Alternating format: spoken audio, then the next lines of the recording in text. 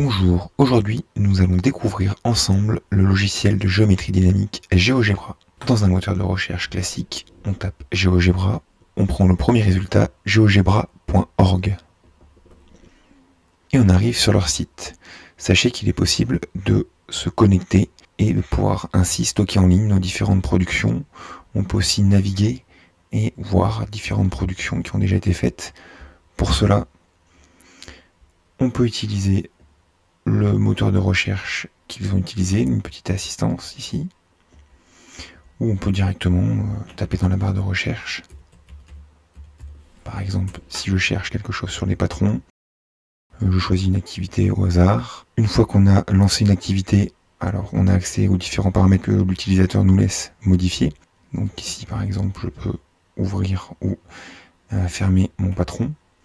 Et puis si je veux modifier des choses, à ce moment-là, il faut aussi parfois aller carrément ouvrir l'activité en utilisant l'application GeoGebra en ligne, puisque parfois certains paramètres ne sont pas accessibles directement en naviguant dans l'activité. À ce moment-là, on peut s'approprier le travail et le modifier. Nous allons revenir sur le site et nous allons travailler à faire de la géométrie. On arrive sur un affichage graphique. Donc ça, c'est la nouvelle version de GeoGebra, avec sur la gauche les différents outils et objets que l'on peut placer sur notre dessin. En cliquant sur plus, on a accès à beaucoup plus d'éléments.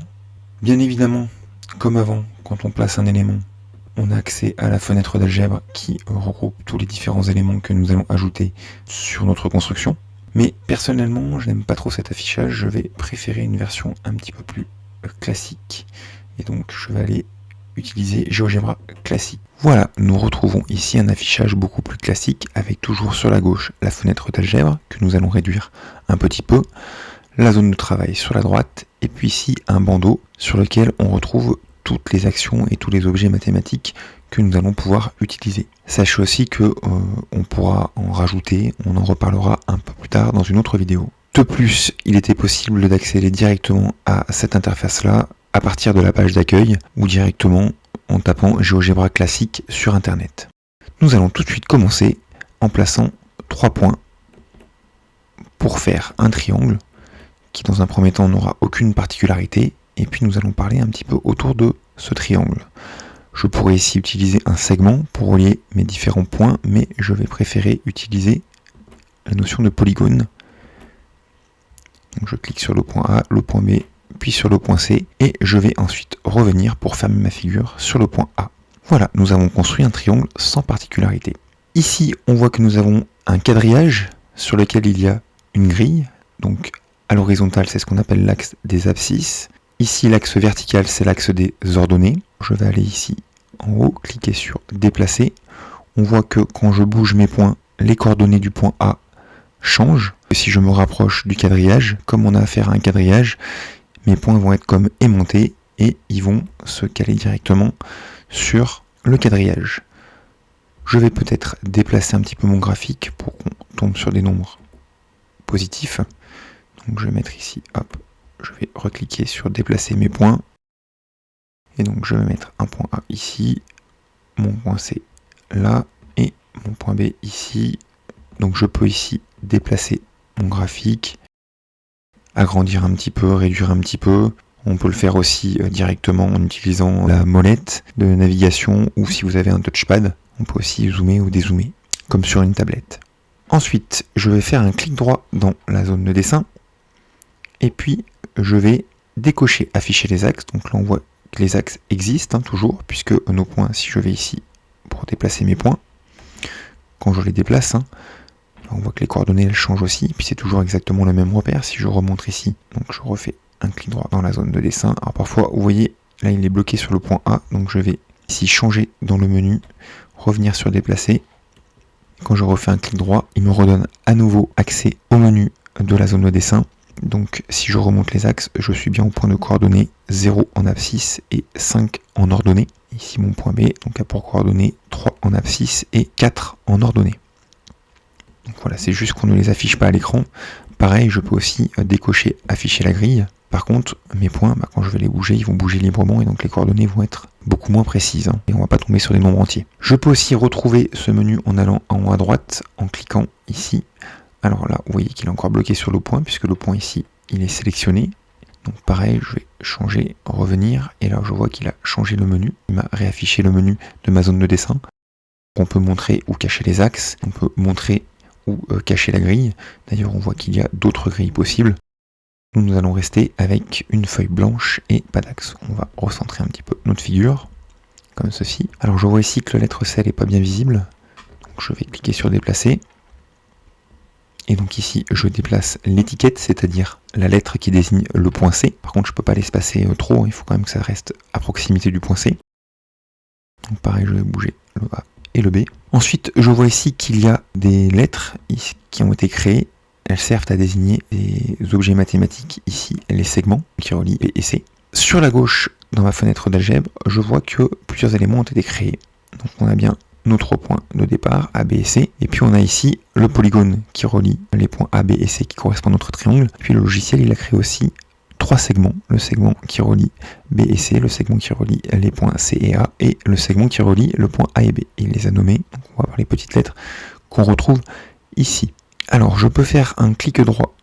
Je me place sur le segment, je clique ici, je vois qu'il est affiché un peu plus gras. Clic droit, propriété, je peux choisir d'afficher ou de masquer l'étiquette, donc c'est le nom. Donc là on voit que le nom il a disparu. Je pourrais faire la même chose avec l'objet, il n'affiche pas le segment, mais mon segment il existe toujours. Ici, si je reclique, je le montre, je le cache, je le montre, je le cache. Ici en haut à droite, j'ai accès à quelques raccourcis, où je peux aussi cliquer sur la petite roue pour avoir accès à toutes les propriétés. Je vois ici que je peux renommer le segment, par exemple, je peux l'appeler BC, puisque c'est le segment qui relie le point B au point C. Donc je peux afficher ou masquer l'étiquette, on voit bien ici qu'il a changé le nom. Et puis je peux ici masquer ou afficher l'objet. J'aurais pu aussi faire pareil, un clic droit ici et afficher les propriétés, ça marchait exactement pareil. Voilà, je vais fermer cette fenêtre. Alors, je vais me replacer sur un point. J'ai pas précisé, mais on peut aussi choisir de bloquer temporairement le déplacement d'un point. Donc là ici, si je veux le bouger, je ne peux plus. Et donc me concentrer sur le déplacement d'autres points. Puis une fois que j'ai fait ce que je voulais faire, je peux revenir sur mon point et déverrouiller mon point. On va s'intéresser maintenant à la fenêtre d'algèbre. Alors, ici, je peux avoir accès, pareil, à un menu avec différentes choses et différentes actions possibles. On a aussi des réglages sur la fenêtre d'algèbre. Je vais fermer cette fenêtre. Je peux recliquer dessus ou aller fermer avec la croix en haut à droite. Au niveau de l'affichage, on peut afficher donc soit la définition et la valeur, soit juste la valeur, soit juste la définition, ou alors aussi la description. On voit ici que dans la description des segments, il rajoute la longueur du segment. Donc on va laisser comme c'était au début. On va choisir définition et valeur. Ensuite, on peut choisir la façon dont on représente nos différents objets. Ici, ils sont représentés par ordre de construction, mais je peux aussi très bien choisir de représenter l'objet par dépendance. Donc on nous voit ici, si je remonte, qu'on a les objets libres, donc les points A, B et C, et puis les objets qui sont dépendants de nos objets libres. Le segment BC, il dépend de la définition du point B et du point C, et puis pareil, notre triangle, il dépend du point A, du point B et du point C. Je peux aussi afficher les objets par type. Donc on a ici tous les points qui sont mis ensemble, tous les segments ici qui sont mis ensemble, et puis ici tous mes polygones, donc là le triangle. Je vais profiter de cet affichage pour sélectionner en un clic tous mes segments, et ici je vais faire un clic droit et je vais tout de suite pouvoir décocher en un coup toutes les étiquettes de mes segments. Comme ça on y voit un petit peu plus clair. Je vais ensuite sélectionner tous mes points. Je vais ainsi pouvoir directement changer la façon dont on repère ces points. On a plutôt par exemple l'habitude de mettre une croix. On peut aussi choisir la légende, juste le nom, mais pas la valeur du point. Donc on va mettre juste le nom. Puis je pourrais aussi changer la couleur, mais je vais laisser la couleur par défaut. GeoGebra utilise différentes couleurs pour nous faire comprendre un peu mieux la dépendance des différents éléments de notre construction. Pareil, on a accès donc, au style, la grosseur du point, plus ou moins gros, plus ou moins petit, on va laisser comme c'était par défaut, c'est déjà plutôt bien réglé. Je reviens ici sur basique, et puis je vais fermer ici ces propriétés. Sachez enfin que si vous faites une mauvaise manipulation et que par inadvertance, il vous arrive de, par exemple ici, fermer la fenêtre d'algèbre, on n'y a plus accès, vous pouvez toujours revenir ici dans le menu principal, vous allez dans affichage, vous avez accès aux différents affichages possibles. Donc on peut revenir sur notre fenêtre Algem. Pareil, si vous perdez le graphique, c'est pas grave. Il suffit ici de revenir dans le menu principal et de réafficher le graphique. On voit d'ailleurs ici qu'on peut faire correspondre un graphique 3D à un autre dessin. On pourrait aussi lui associer un tableur, une zone de calcul, etc. Il y a beaucoup de possibilités avec ce logiciel. Maintenant que nous avons compris les bases du logiciel, je vais fermer ces affichages. On va revenir sur une construction et nous allons maintenant construire une nouvelle figure pour bien comprendre l'utilité d'un logiciel de géométrie dynamique. Pour ce faire, nous allons faire un clic droit ici et effacer le point C. Et nous allons le replacer de telle façon à construire un triangle ABC rectangle en B. Au passage, on peut observer qu'en supprimant le point C, il n'a pas supprimé que le point C, mais il a supprimé aussi tous les éléments qui étaient dépendants du point C, c'est-à-dire notre triangle et nos segments qui, eux, avaient été construits uniquement parce que nous avions demandé de construire un triangle en reliant les 3 points. Donc, il a tout effacé. Pour construire notre triangle, nous allons tracer dans un premier temps une droite qui relie le point A au point B. On voit que si jamais je suis légèrement à côté, je me trompe. Vous voyez ici, il a placé un nouveau point, c'est pas ce que je voulais faire, donc je peux aller en haut, annuler, pour revenir en arrière, ou faire un clic droit, effacer, ça revient au même, donc je recommence. Je vais faire une droite qui relie le point A au point B, je vais déplacer un petit peu pour me placer un peu plus au milieu, voilà. Et puis je vais faire une perpendiculaire à cette droite passant par B, pour ce faire, je vais choisir ici droite perpendiculaire. Vous voyez en bas, il m'affiche un petit rectangle noir où il me dit qu'il faut cliquer sur un point et un segment ou une droite. Moi, je vais dire perpendiculaire à cette droite et puis je veux que ça passe par le point B. Et maintenant, comme j'ai défini une droite perpendiculaire, même si je bouge mes points, et bien comme nous avons affaire à un logiciel de géométrie dynamique, quoi qu'il arrive, ma droite va rester perpendiculaire à la droite AB. Une fois qu'on a fixé une propriété, cette propriété va être maintenue dynamiquement, quelle que soit la façon dont nous bougeons notre figure. Pour terminer mon triangle, il faut que je place un point C maintenant sur ma nouvelle droite. Donc je fais bien attention qu'il ait repéré que je veux bien être sur cette droite. Et là, je peux voir que mon point, je peux le déplacer, mais pas n'importe comment. Comme je l'ai mis sur cette droite, je peux uniquement le déplacer sur cette droite. Et vous voyez que ce point est dépendant de la droite perpendiculaire que j'ai tracée, cette perpendiculaire à la droite AB. Donc, déplacer le point C ne fait pas déplacer le reste de mes figures. Par contre, si je bouge le point A, on voit que tout bouge et que mon point C reste toujours attaché à ma droite perpendiculaire à AB. Je vais maintenant terminer la figure en construisant le polygone qui représentera mon triangle. Pareil que tout à l'heure, je vais relier mes différents points et puis revenir sur le point de départ, le point A. Maintenant, on a l'habitude. Pour y voir un peu plus clair, je vais dans un premier temps, donc je reste bien sur l'affichage avec les différents types d'objets. J'ai pas envie de voir ma droite ni la deuxième. Voilà, ça fait un peu plus joli. Bien sûr, je n'ai pas effacé les droites, j'ai masqué ces droites. Ça veut dire que si je bouge mes points, mon point A est toujours sur la droite AB, mon point C est toujours sur la perpendiculaire à la droite AB.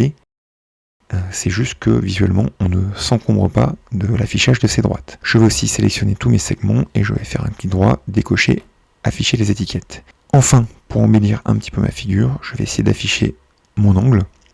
Comme ça, vérifier qu'il fait bien 90 degrés. Je peux cliquer successivement sur 3 points. Si je clique ici, j'aurai sur angle. Il m'explique en bas que je peux cliquer sur des points ou même sur des lignes. Alors c'est ce qu'on va faire ici.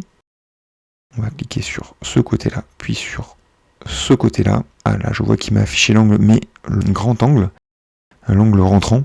Donc c'est pas ce que je voulais faire, moi je voulais afficher l'autre angle, donc je me suis trompé sur l'ordre de mes segments.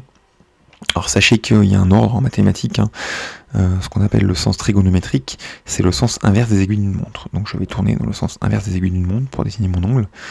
Et donc je vais cliquer sur les deux segments, le segment BC puis le segment AB. Et ici on a bien affiché un angle droit. Quand je bouge ma figure, quoi qu'il arrive, j'ai toujours un angle droit. Je vais déplacer un petit peu mon étiquette pour faire joli.